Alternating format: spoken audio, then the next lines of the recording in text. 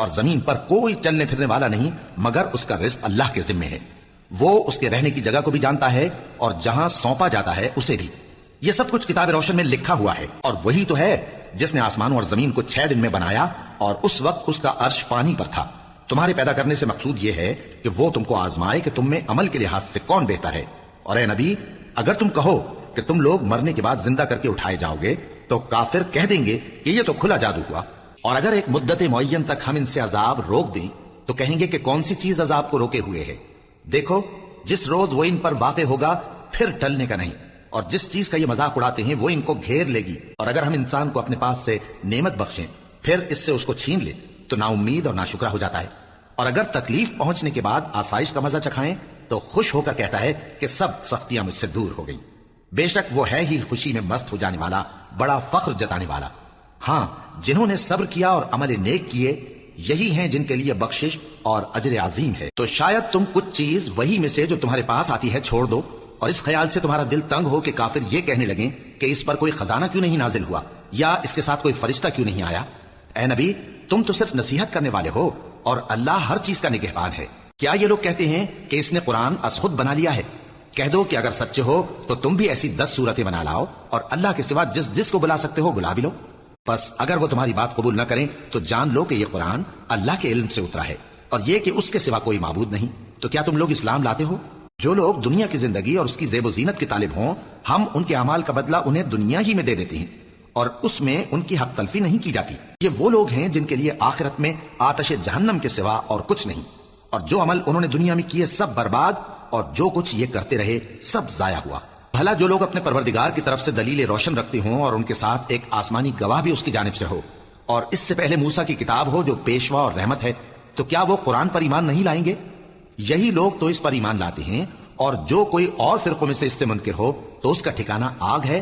تو تم اس قرآن سے شک میں نہ ہونا، یہ تمہارے پروردگار کی طرف سے حق ہے، لیکن اکثر لوگ ایمان نہیں لاتے. اور اس سے بڑھ کر ظالم کون ہوگا جو اللہ پر جھوٹ باندھے؟ ایسے لوگ اپنے رب کے سامنے پیش کیے جائیں گے اور گواہ کہیں گے کہ یہی لوگ ہیں جنہوں نے اپنے پروردگار پر جھوٹ بولا تھا. سن رکھو کہ ظالموں پر اللہ کی لعنت ہے، جو اللہ کے رستے سے روکتے اور اس میں کجی چاہتی ہیں اور وہ آخرت کا بھی انکار کرتے ہیں. یہ لوگ زمین میں کہیں چھپ کر اللہ کو ہرا نہیں سکتے اور نہ اللہ کے سوا کوئی ان کا حمایتی ہے. اے پیغمبر ان کو دگنا عذاب دیا جائے گا کیونکہ یہ شدت کفر سے تمہاری بات نہیں سن سکتے تھے اور نہ تم کو دیکھ سکتے تھے. یہی ہیں جنہوں نے اپنے آپ کو خسارے میں ڈالا اور جو کچھ یہ افترا کیا کرتے تھے ان سے جاتا رہا.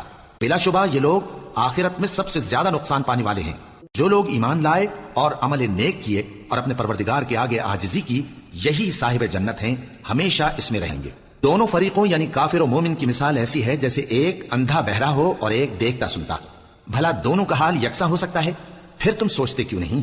اور ہم نے نوح کو ان کی قوم کی طرف بھیجا تو انہوں نے ان سے کہا کہ میں تم کو کھول کھول کر ڈر سنانے اور یہ پیغام پہنچانے آیا ہوں کہ اللہ کے سوا کسی کی عبادت نہ کرو، مجھے تمہاری نسبت دردناک عذاب کا خوف ہے.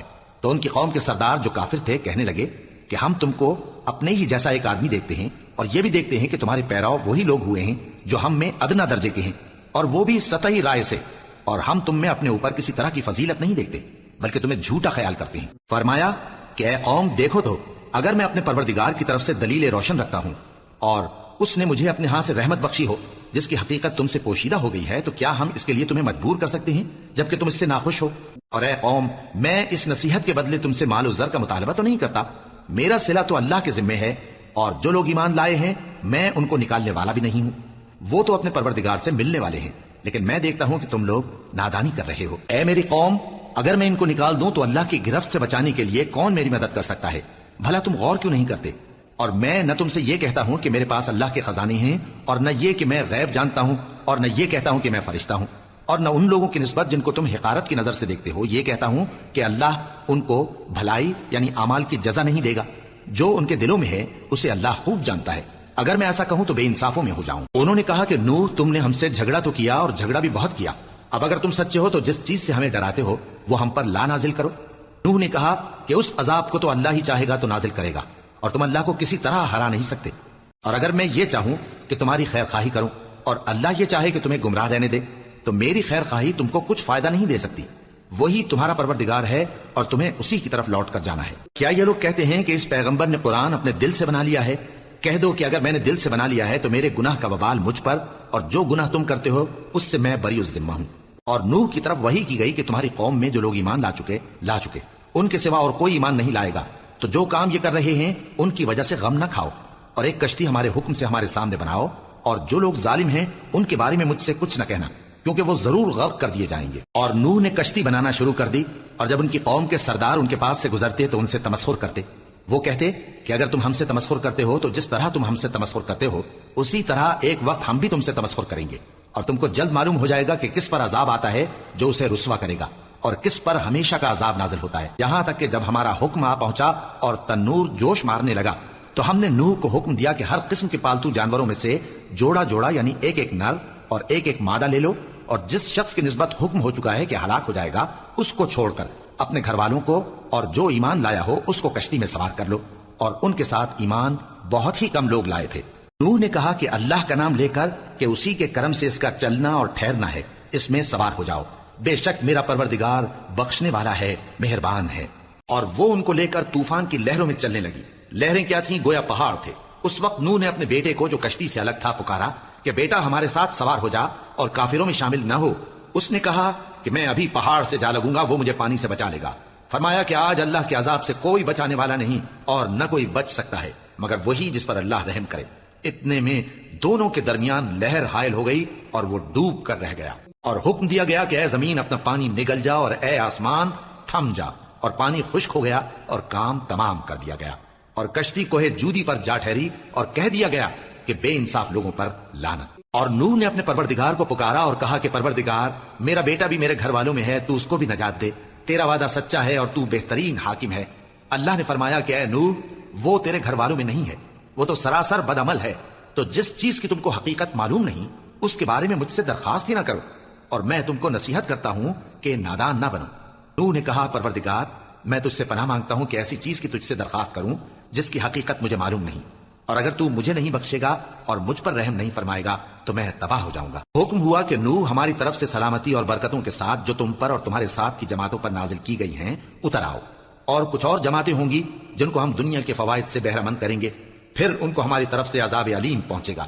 یہ حالات غیب کی خبروں میں سے ہیں جو ہم تمہاری طرف بھیجتے ہیں، اور اس سے پہلے نہ تم ہی ان کو جانتے تھے اور نہ تمہاری قوم ہی ان سے واقف تھی، تو صبر کرو کہ انجام پرہیزگاروں ہی کا بھلا ہے۔ اور ہم نے قوم عاد کی طرف ان کے بھائی ہود کو بھیجا۔ انہوں نے کہا اے میری قوم، اللہ ہی کی عبادت کرو، اس کے سوا تمہارا کوئی معبود نہیں، تم شرک کر کے اللہ پر محض بہتان باندھتے ہو۔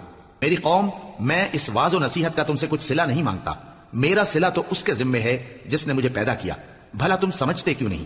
اور اے قوم، اپنے پروردگار سے بخشش مانگو، پھر اس کے آگے توبہ کرو، وہ تم پر آسمان سے موسلا دھار بارش برسائے گا اور تمہاری طاقت پر طاقت بڑھائے گا، اور دیکھو گناہگار بن کر روگردانی نہ کرو۔ وہ بولے ہود، تم ہمارے پاس کوئی دلیل ظاہر نہیں لائے، اور ہم صرف تمہارے کہنے سے نہ اپنے معبودوں کو چھوڑنے والے ہیں اور نہ تم پر ایمان لانے والے ہیں، ہم تو یہ سمجھتے ہیں کہ ہمارے کسی معبود نے تمہیں تکلیف پہنچا کر دیوانہ کر دیا ہے۔ انہوں نے کہا کہ میں اللہ کو گواہ کرتا ہوں اور تم بھی گواہ رہو کہ جن کو تم اللہ کا شریک بناتے ہو میں ان سے بیزار ہوں، یعنی جن کی اللہ کے سوا عبادت کرتے ہو، تو تم سب مل کر میرے بارے میں جو تدبیر کرنی چاہو کر لو اور مجھے مہلت نہ دو۔ میں اللہ پر جو میرا اور تمہارا سب کا پروردگار ہے بھروسہ رکھتا ہوں۔ زمین پر جو چلنے پھرنے والا ہے وہ اللہ کے قبضہ قدرت میں ہے، بے شک میرا پروردگار سیدھے رستے پر ہے۔ اب اگر تم روگردانی کرو گے تو جو پیغام میرے ذریعے تمہاری طرف بھیجا گیا ہے وہ میں نے تمہیں پہنچا دیا ہے، اور میرا پروردگار تمہاری جگہ اور لوگوں کو لا بسائے گا، اور تم اللہ کا کچھ بھی نہیں بگاڑ سکو گے۔ میرا پروردگار تو ہر چیز پر نگہبان ہے۔ اور جب ہمارا حکم عذاب آ پہنچا تو ہم نے ہود کو اور جو لوگ ان کے ساتھ ایمان لائے تھے ان کو اپنی مہربانی سے بچا لیا اور انہیں عذاب شدید سے نجات دی۔